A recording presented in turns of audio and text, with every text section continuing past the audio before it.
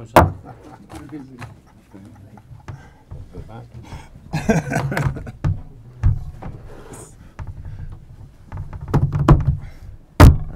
Yeah, Sam, first of all, can we check the injury situation? First of all, take it Idrissa Gana Gueye had no reaction last week. No, this is okay with a bit of reaction this week with Phil Jagielka, but he's okay. Trained yesterday, so he should be okay. We've still obviously got 3 long-term injuries out, which has been a bit of a problem all season, isn't it? When the amount of games that lots of players have missed, you wouldn't expect so many in one season, but we've had to cope with that fine, and obviously we're looking forward to Swansea now. And Sigurdsson as well. Just is he progressing well? Gylfi's just going to be touch or go whether he gets a game in before the end of the season. Obviously, you know, all these players that can be missed at certain stages of the season, but you wouldn't expect them to be out as long as they're out, like you mean. So, you know, losing probably those 3 players all the back half of this season has been something you wouldn't want to have to deal with, but we have to. We're dealing with it very well at the moment. It's something you touched on after the Merseyside derby, but have you spoken to Wayne Rooney this week after his reaction to being substituted? And how's that chat? We speak every week, so well, I didn't expect you not to speak, but with regard to specifics. I think he said he had a really good game of golf this week as well. So yeah, we're all right, not a problem. And there's no problem with Yannick Bolasie, and there's no problem with Tom Davies, and there's no problem with Wayne Rooney. All 3 of those players, by the way, are substituted last week. Well, is Wayne happy at the moment in terms of his role at the club?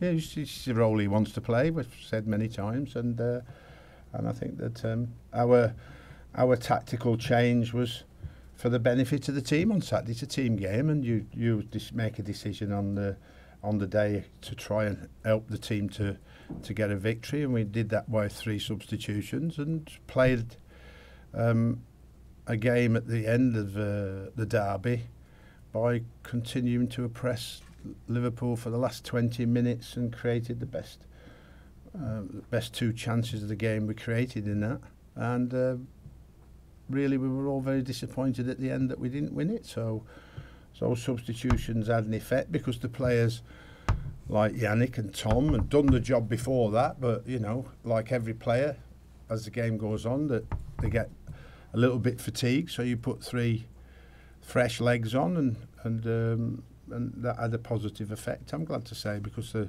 last thing you want to do as a manager when you make a substitution is for it not to have a positive effect on the team, and those substitutions did, to the point where we nearly gave everybody, you know, one of the best weekends this season. But unfortunately, just down to in the end our finishing, we didn't manage to do that. With Wayne, though, and when you see a reaction and his disappointment at being substituted, do you have to remind him of his responsibilities, or do you almost welcome a player being upset at substitution? Of course, yeah. You're asking players to be angels again. Stop it. You know, for God's sake. I mean, we live in a politically correct world as it is now. It'll be not so long ago where if somebody stamps the feet, we'll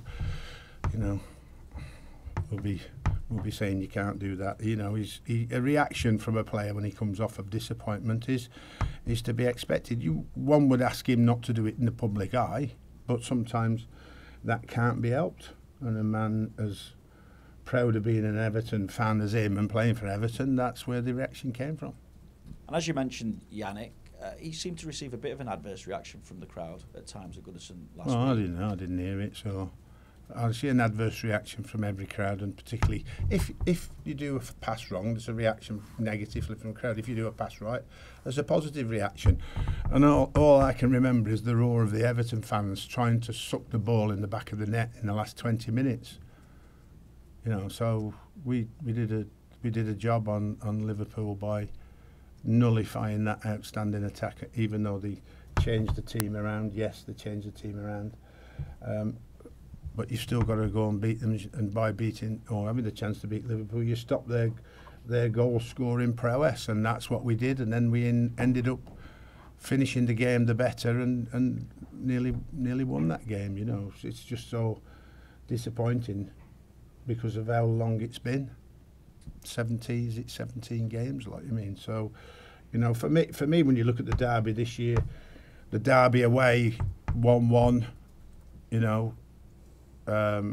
and then the derby at home 0-0 in one season could have been a victory, or should have been a victory if we'd have been a bit better finishing. And so in the context of that, in a season that's been difficult for everybody, it's not so bad against our local rivals, who are being praised, rightly so, for how brilliant that they are this season, but they haven't managed to beat us, and they've only scored one goal in the league against us when they've got the outstanding goal scoring abilities that they've got. And don't forget, in the cup they were very lucky to win in the last, well, not very lucky, it was our fault on the header in the last minute in the FA Cup. Where would you say Yannick is at, though? Have you got to be patient with him after that long-term injury? So yeah, I mean, your cruciate ligaments is like many long-term injuries at a football club, is that when they come back, everybody expects them to be what they were before they got the injury, and while fit, it's, you know, sometimes a little bit longer for others than it is for, takes a little bit longer for others than it does for other players, like I mean. So it's taken Yannick a little bit longer to get into his stride. On the reverse of that, he hasn't taken Seamus Coleman quite as long, you know, so we have to just be patient and allow him to get back to his best, but the more he plays, the better he'll get. With you effectively safe now, what are you looking at from your players between now and not the to end be of the season? complacent, not to switch off, and not to allow themselves to slip on the levels that they need to get to fight against the team, against Swansea, who are fighting relegation, because that's that you're meeting the team head on Saturday, who are needing points to avoid the drop, and the crowd come to get behind them. So we have to be at our best against Swansea, and we have to continue to improve. We all know our difficulties this year haven't been at home, our difficulties have been away, and we have to try and put together a performance like we did at Stoke last time we were away.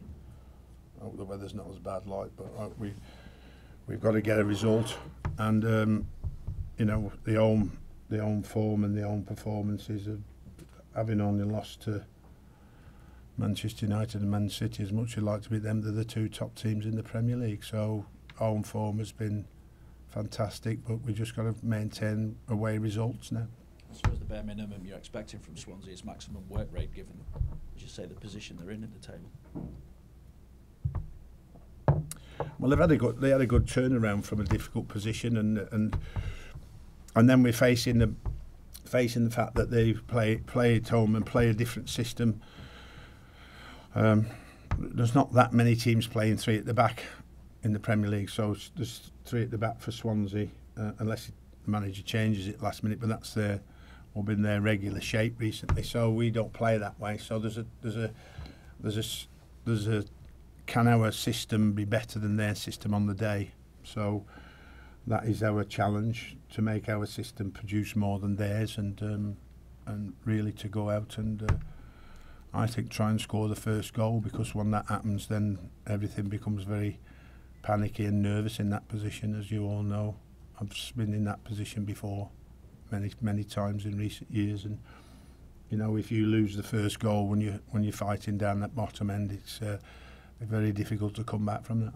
The fact that they've got a fighting chance of escaping relegation, how much credit does Carvalhal take as after coming in as manager? Done great. I think that you know, he's, in terms of his initial impact, like we all want to have, like I had and many managers have had, that's it. It's whether you can maintain it or not. That's the factor. We've